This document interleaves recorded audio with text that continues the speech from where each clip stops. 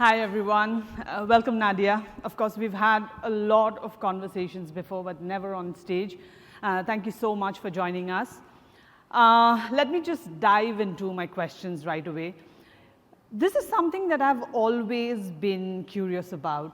You know, you call yourself AirAsia MOVE, but you also sell, flights for other airlines, right? So does the brand name, does the name AirAsia give you a certain brand power? Or do you think that many people also think that you might only be selling AirAsia flights? Have you thought about giving the brand a standalone identity? That's a great question, Payden. I thought you would go a bit light on me, but it's a great start. So look, I will start with this one word, which is customer centricity. And then I'll share with you how that has shaped some of the decisions we have actually taken. So the first one about customer centricity is, what does the customer really want and where would the business gain the most? So every time these two things are aligned, the choices are easy. The difficult one is when what the customer wants may be a bit different from what the business needs. And that is the choice, the difficult choice that AirAsia Group has had to make. AirAsia has a very vibrant website, and there were a lot of people coming, but from 2017 onwards, we were seeing that customers are demanding more choice when they're making choices about different things.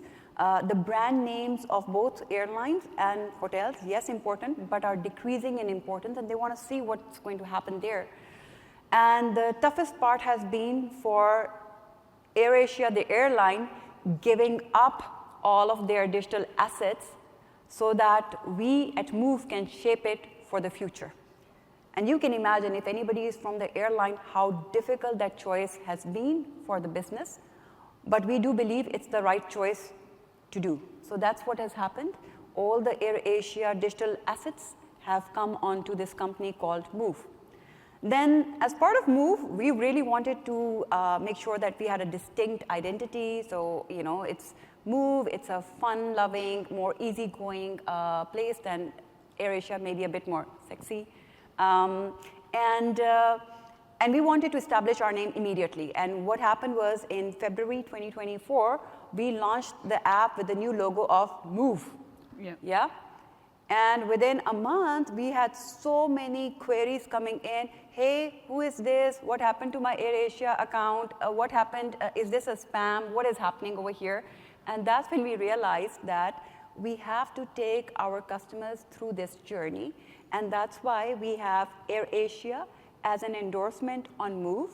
Mm-hmm. And the idea is that as the brand searches for MOVE go up, we have a certain threshold in mind, then we will remove the AirAsia as an endorser and MOVE can come on its own. So you can see this, it's pretty strategic, yeah? So you see a small bubble, which is AirAsia, and then the rest is MOVE. And in a few more months or so, maybe another 18 months to 2 years, AirAsia is going to move out.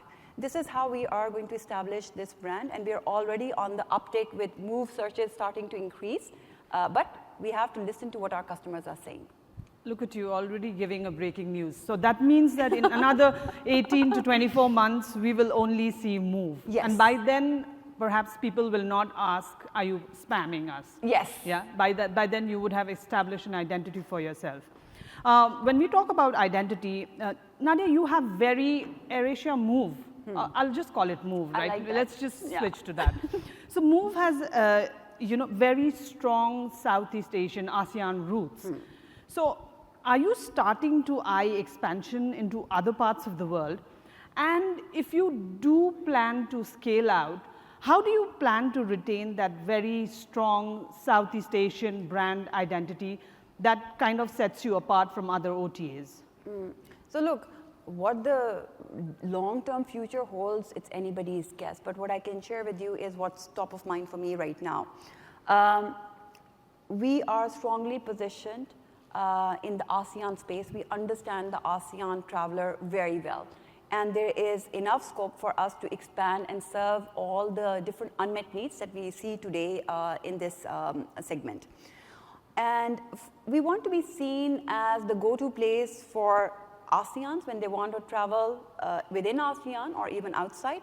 And for travelers who want to see ASEAN, we want to be the go-to place as well. It's a bit like a concept like Europe.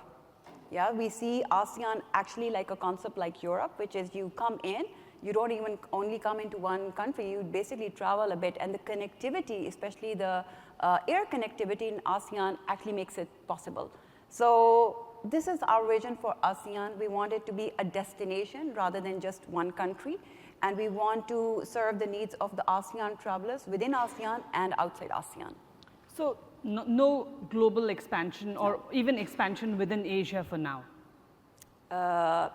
Well, I mean, we have offices in China, we have offices in India and Australia. So we do have presence over there because it's part of APAC, and these are the most traveled travelers in this region. But what we do want to make sure is that we get the highest share of travelers for ASEAN. So they may be coming inbound, could be outbound, but ASEAN is the true pearl that we want to win. So now you're staying strong, centered around Yes. ASEAN. When we talk about ASEAN, I know Fazal is here, and I'm going to have a long conversation with him later in the day about Muslim travelers. But Muslim travelers are a major and a growing group in the region. So how are you customizing the app to cater to their needs, be it for halal info or even prayer-friendly accommodations, other needs that Muslim travelers might have? And while you are answering that question, and anytime soon, can we see Umrah packages or even special Islamic heritage experiences on the app, on the MOVE app anytime soon? So I first want to talk about the opportunity of Muslim travel.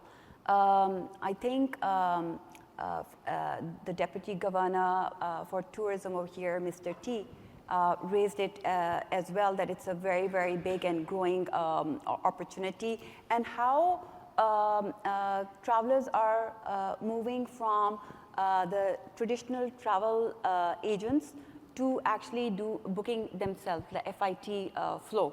This is happening with the Muslim travel as well. It's just that they take a slightly different journey. So for majority of Muslim travelers, the first journey that they will make is going to be to Saudi. That's the first journey. When they accumulate enough money, the first journey. That's for the Hajj or Umrah. Hajj or Umrah, yeah? That's the first thing that they do. And after that, when they start gaining a bit of confidence, they start to travel in other places. So we can see within our own booking history, Malaysia being a almost 65% Muslim country, then Indonesia being the other one. What we can see is that the first trip they made actually many times with us is actually for Saudi. And the next time, then they try to plan a trip within ASEAN. Their favorite generally is for Indonesians to come to Malaysia because it's a Muslim country. But for Malaysians, Thailand is really picking up, Vietnam is really picking up, Philippines is getting ready with the infrastructure for Muslim prayer and stuff. And surprisingly, Korea is big. We have big tours happening over there. And it's very interesting. Is that cultural, or what? How is Korea attractive for Muslim travelers, or is it K-pop and K-drama? Yeah, so something we were talking about, Pidin, that faith is one aspect, culture is another one. And Muslim travel, we really need to understand the culture part of it. In ASEAN, the culture of K-drama, also the Chinese drama, all of these things are their window to experience a new world, a different setting with all the human elements and heartstrings over there.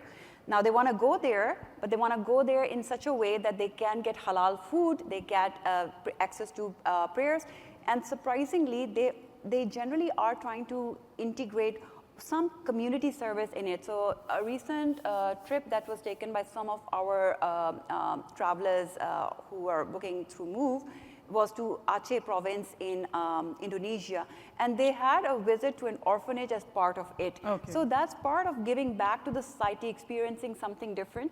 And today, if I look at it, it's not very easy to build your own travel like this. And that's how MOVE is trying to integrate that. We have a sister company called Ikhlas. Ikhlas is basically focused on Hajj and Umrah. We have recently integrated this company into MOVE. And if you are in Malaysia, then you can see this sign of Kaaba, which is an icon on our app, which is only for Muslim travel. In the coming next months, you will see us expand that to every other country. And the good thing with this is that they're also bringing in the offline travel opportunity for us, because they are really focused on the tour travel as well. So we see that when we look at the needs of the traveler, we can't force everybody to book with us online all the time. There are a lot of first-timers, graying population, tour operators that we need to integrate. So Ikhlas is bringing that in to us. We have not announced it, but integrated it within the company. In the coming few months, we'll talk a little bit more about it. You may not have announced it, but you announced it on the stage now. So yeah, so that's okay. Another news that's come up. Yeah, you know, whatever you talked about right now, you know, but there is, Nadia, a big buzzword that we hear is personalization. Everybody wants, you know, things to be personalized for them. So how do you ensure that those, you know, those travel recommendations or those small prompts that you send, they are relevant and helpful without, you know, like tipping over to, you know, for want of a better word, creepy or the overly intrusive side of things? So look, there is no cookie cutter approach to this. So, you know, with statistics, one is able to figure out some of the trigger points, and we try different experiments, small experiments with different headings, pictures and stuff, and we see what are the ones that get people to click and then book. So we are getting that algorithm right, and that's how we try personalization. We have a hypothesis, we feel this would work for this group, but then the proof is in the pudding. You try a few experiments and then you figure out what the sweet spot is. This is one of the key reasons for our growth last year. We really focused not so much on paid marketing, but in customized marketing, and we were able to almost double our click-through rates of bookings, which are through organic rather than paid. So good progress happening there. We just have to keep at it. Yeah, organic is always a good word when you hear that, right? I would have asked you another question, but there is something similar to the one that I wanted to ask you from the audience. Could you share some user metrics and usage details? Is there a need for another OTA in an already seemingly crowded space? That's a great question. In fact, I would call that this is our existential question at MOVE.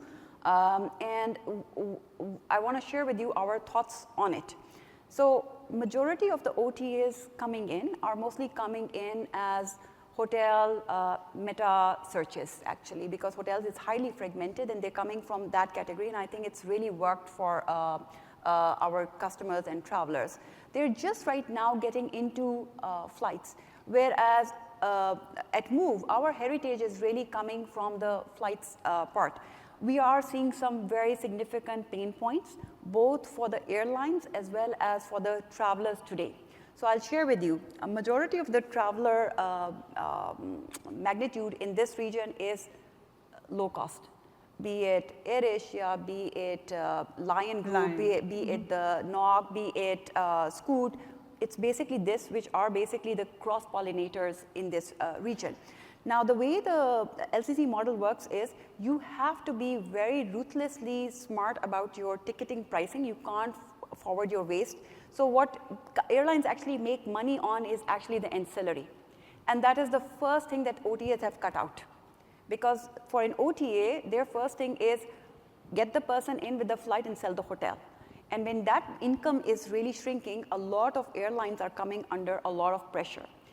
We, as an OTA, have the highest ancillary attach rate for airlines globally, 60% attach rate. And that's what we are leaning into our partners, airlines, that work with us directly. We will first make sure that your ancillary comes in, because it's also important for the customer. They want to book the baggage, they want to book the meals, they want to get the insurance, they want to even book duty-free. So we are the only OTA that manages duty-free as well. So that's our first pitch. Then on the hotel side, what we saw was that there is not enough variety of hotels for the middle income traveler. So they may get the cheap rates on the flights, but really when it comes to hotels, there's not a lot of variety. So we are working a lot with the budget hotel segments, which are not necessarily always the top chains. These are much more fragmented. The Red Doors and the Oyos. Even they are basically, I mean, here they're even more local presence, especially in Thailand. So we were meeting with Ms. Thanapi from Thailand Tourism, yeah. Yes. And my God, she had such amazing insights for us on how to sell and how to market Thailand. So we are learning, using some of those learnings, and there's a new segment of hotels coming through. The top hotels on Move are not the top hotels for Booking, for Agoda, for Trip, for Traveloka. That tells you that we have cracked something which is an unmet need, and we want to grow that segment. That's great. And Nadia, I think I would have continued this conversation with you for at least some time, but we are out of time. Thank you so much for this, and I hope you have a nice time. Thank you. Thank you so much, everybody. Thank you, Pitan.